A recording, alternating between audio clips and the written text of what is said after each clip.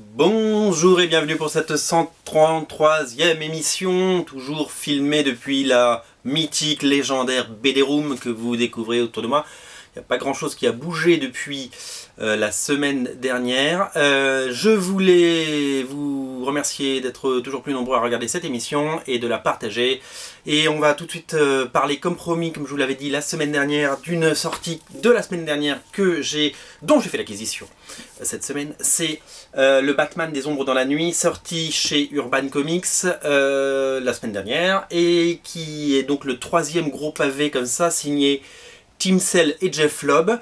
Après évidemment le long Halloween et Amère Victoire. Je ne vous ai pas encore parlé d'Amère Victoire vu que je ne l'ai pas en français, je l'ai en TPB quelque part en VO. Et voilà, j'attendais j'ai pris celui-là parce que c'était une nouveauté et que je voulais vous en parler parce qu'ici on aime bien les nouveautés et que c'est surtout que j'avais déjà les contenus de ce bouquin en anglais et il manquait une saga qui s'appelle Catwoman à Rome, qui diffère un peu du reste. C'est-à-dire que d'abord, ce recueil reprend des one-shots, des annuals comme on dit, de Batman fait avant The Long Halloween, mais sur le thème d'Halloween.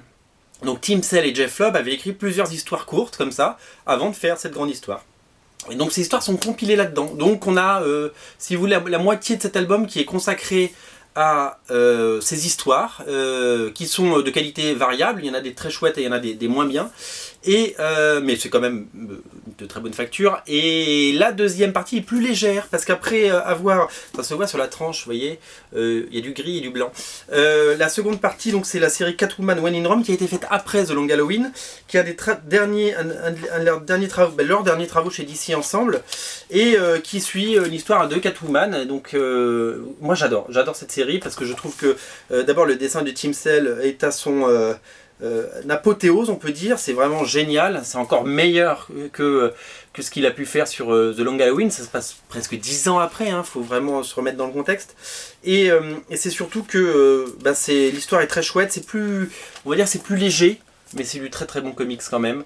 Voilà, et si vous aimez ce personnage de Catwoman, il y a Batman évidemment aussi dedans. Voilà, ils sont bons quand ils travaillent tous les deux ensemble, Tim Sale et Jeff Lobb, donc il ne faut pas s'en priver. Voilà, ça c'est disponible partout chez Urban, donc n'hésitez pas, si vous le trouvez, ça complétera votre collection de très belle manière. Et la prochaine fois, j'essaie de vous parler de Amère Victoire, il faut que je l'achète et que je le lise, mais j'ai beaucoup de choses à dire en ce moment.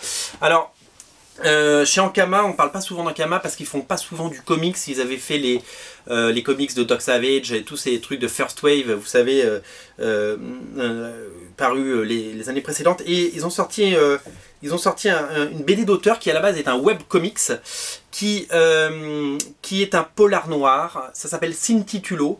C'est sorti aux États-Unis, je ne sais plus chez qui d'ailleurs, et c'est chez Ankama dans la collection je sais plus comment on dit, Hostile Holster. Cameron Stewart, c'est qui? Cameron Stewart, vous le connaissez certainement parce que vous avez lu des épisodes de Batman and Robin, que vous avez lu la série Seaguy avec Grant Morrison. Il travaille souvent avec Grant Morrison et comme tous ces artistes, quand il a du temps, il fait ses propres projets à lui. Et c'est quelque chose de à la fois singulier, très très proche de la bande dessinée européenne et franco-belge finalement. Plutôt scène indépendante que scène Tintin Astérix, si vous voyez ce que je veux dire. Et donc ça se présente dans un format à l'italienne. C'est le principe du gaufrier, vous savez, donc sur chaque page il y a le même nombre de cases. Et donc c'est vachement bien découpé, vachement bien dessiné. Et c'est un espèce d'exercice de style absolument prenant, c'est-à-dire que c'est une BD qu'on lit sans lâcher des mains. Et voilà, et c'est une ambiance particulière, c'est vraiment d'une esthétique et d'une classe vraiment ailleurs. Certains le comparent à du David Lynch. C'est très barré, c'est très spécial, c'est très français. Non mais voilà, Cameron Stewart est un artiste vraiment à suivre, et bravo à Ankama d'avoir sorti Cintitulo, donc qui est sorti je crois chez Dark Horse aux États-Unis, mais je dis peut-être des bêtises, et qui est disponible partout depuis, ou non, qui sort la semaine prochaine je crois, je dis des bêtises. Voilà, donc je vous en parle avant tout le monde et ça c'est chouette. Donc vous allez voir ça lundi soir et vous allez l'acheter mercredi ou jeudi, soyons fous. Voilà, voilà pour le Voilà pour l'aspect comics VF. Je vais faire une petite parenthèse littéraire parce qu'il existe aussi des bandes dessinées sans dessin. Ça s'appelle des livres. Et j'ai reçu cette semaine, j'ai pas eu le temps de le lire, donc on en reparlera et j'espère avoir le temps de le lire parce que lire un livre, ça prend plus de temps que lire une BD. C'est le nouveau Warren Ellis en roman, son deuxième roman qui s'appelle Gun Machine. Ça sort aux éditions du Masque et les critiques sont dithyrambiques, notamment les critiques anglaises parce que le livre est déjà sorti en Angleterre depuis quelques mois, quelques longs mois même. En sachant que donc c'est son deuxième livre, ça sort début février et donc j'espère l'avoir lu d'ici début février puisque je suis en train de lire ce que j'ai reçu cette semaine. Oh, c'est tout petit, qu'est-ce que c'est? C'est son premier livre, mais format poche, parce que je ne l'avais pas acheté, parce que mettre 20 € dans un bouquin, j'ai du mal, je vous l'avoue. Artère souterraine, ça s'appelait Crook Little Vein en anglais, je crois, de Warren Ellis. Warren Ellis, c'est un auteur que j'adore de comics. Alors, il a fait Red, qu'on a vu au cinéma il n'y a pas très longtemps, avec le Red 2 qui est sorti. Il a fait, évidemment, Planetary, Transmétropolitane qui ressort, Authority. Il a fait Next Wave, qui est, je crois, mon truc préféré. Il a fait des cartons en France, tels que Black Summer, No Hero. Il a fait les séries Anna Mercury, Ignition City chez Glénat. Moi, j'adore Warren Ellis. Je suis un fan depuis 15 ans de Warren Ellis. Je pense que j'ai tout lu de lui, sauf peut-être Transmétropolitane, je sais, pas bien Thomas. Mais je vais me rattraper puisqu'il ressort chez Urban Comics, c'est américain. Il ressort bien entendu en février.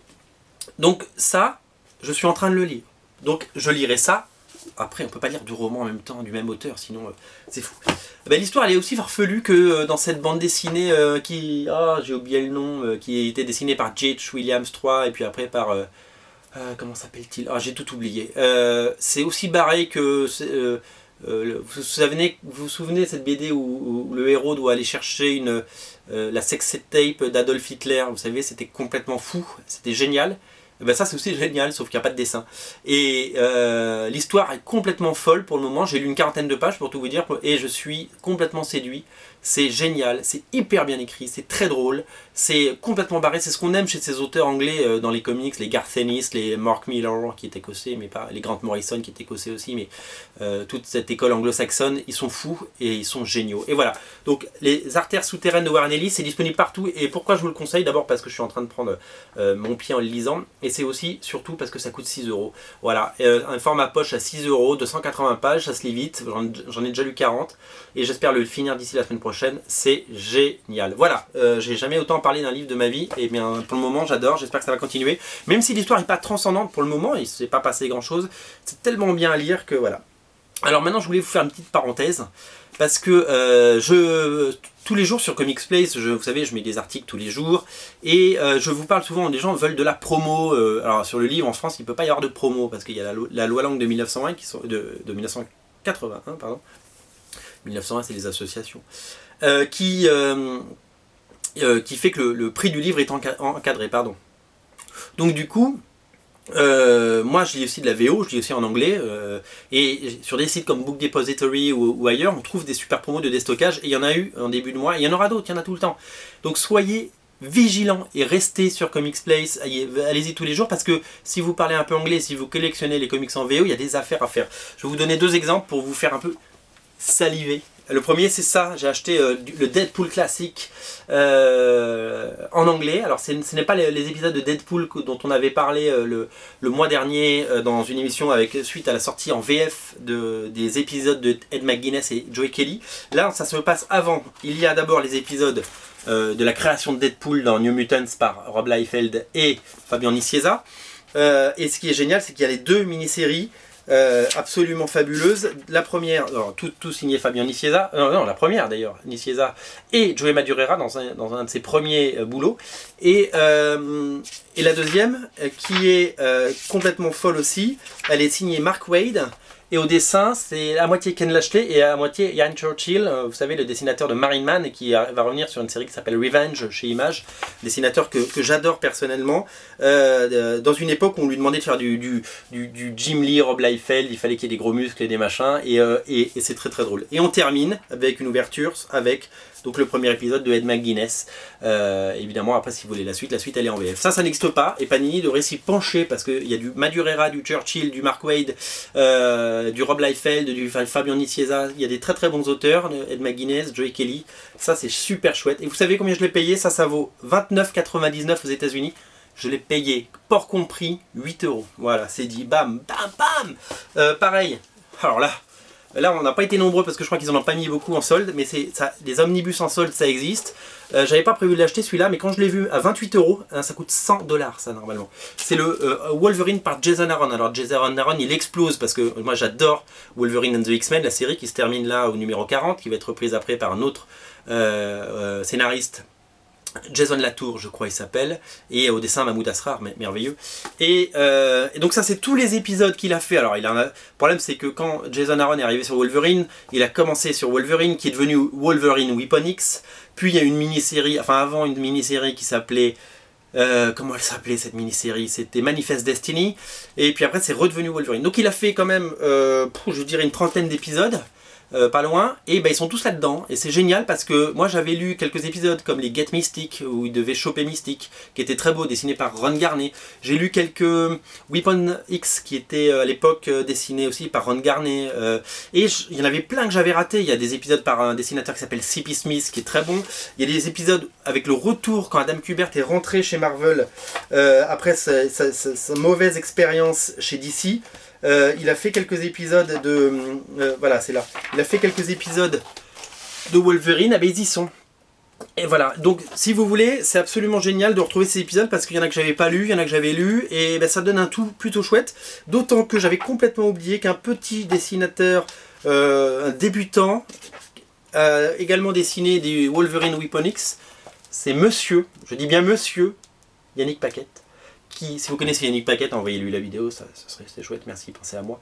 Yannick Paquette, qui a fait des épisodes, j'avais complètement oublié, j'adore Yannick Paquette, vous savez qu'il a travaillé sur Swamp Thing récemment, il avait fait du Batman and Robin, ou du Batman Inc, pardon, et là il est sur du Wonder Woman, on a vu des pages, je les ai mis sur Comics Place, elles sont merveilleuses. Voilà, pour vous dire que ça, ça, les amis, ça coûte 28 € si vous suivez Comics Place. Après, là, c'est remonté à 60. Donc là, l'achetez pas. Enfin, vous l'achetez-le si vous voulez.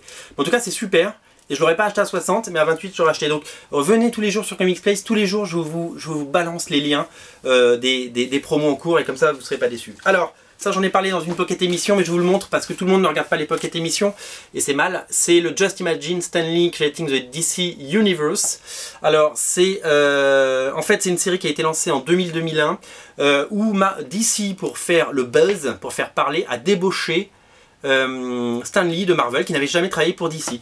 Parce qu'il a commencé sa carrière à 19 ans chez Marvel, qui ne s'appelait même pas Marvel encore. Et on lui a demandé de recréer les icônes d'ici, donc Batman, Superman, Wonder Woman et tout ça. Il se trouve que, même si on respecte Stan Lee, l'homme, son œuvre, ses créations, il a créé les X-Men, les 4 Fantastiques, enfin, il a tout créé chez Marvel avec Jack Kirby, il a créé Spider-Man avec Ditko.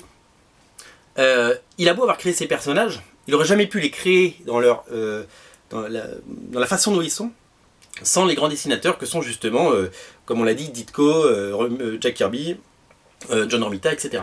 Et donc, du coup, DC, pour vendre ses comics, parce que Stan Lee est une marque aujourd'hui, mais Stan Lee a été épaulé par des petits dessinateurs, des jeunes pousses au début des années 2000, tels que Jim Lee, Gary Frank, John Cassaday, Chris Bacalo. Alors il paraît qu'on dit Bachalo, mais moi je dis Bacalo, j'aime bien, ça fait Bacalao. Il y a d'autres, il y a du Walter Simonson, il y a du John Byrne, il y a je vais vous en citer d'autres, il y a du Jerry Ordway, il y a... est-ce qu'on a la liste là quelque part? On n'a pas la liste totale. Ah là là là, c'est pas bien ça. Si, on a du Kevin Maguire, Scott McDaniel, Joe Kubert, le père d'Adam Kubert dont on a parlé. Et ça donne un omnibus absolument génial. Et j'en suis pas peu fier de l'avoir reçu. D'abord pour deux raisons. D'abord parce que d'habitude DC faisait des omnibus pourris. Je me souviens des Force World qui étaient nazes avec du papier toilette imprimé sur du PQ, une reliure qui marche pas. Et là, ils ont fait un super bouquin en dur, avec une surjaquette, comme un omnibus Marvel, avec du très beau papier. Et ça rend vraiment hommage au dessin de ces grands auteurs, tels que, comme j'ai dit, Jim Lee, Chris Bacalo et tous ces gens. Et il y a plein de bonus, c'est vraiment génial. Et c'est surtout que le plus produit, c'est que c'est un truc qui vaut 75 $ aux États-Unis et que, encore une fois, je l'ai trouvé le 24 décembre, je l'ai commandé le 24 décembre. J'ai mis presque un mois à le recevoir. Je l'ai commandé sur internet et je l'ai payé 33 €. Vous vous rendez compte? Et je sais que maintenant il est à 43, ce qui reste un très très bon prix. Voilà, Just Imagine, ça je vous le conseille. J'avais un autre bouquin à vous présenter, mais j'ai plus le temps. Mais Just Imagine Stan Lee Creating the DC Universe Omnibus, c'est vraiment à avoir dans une collection. Voilà, je vous souhaite une bonne fin de journée. Merci, lisez les comics. Salut!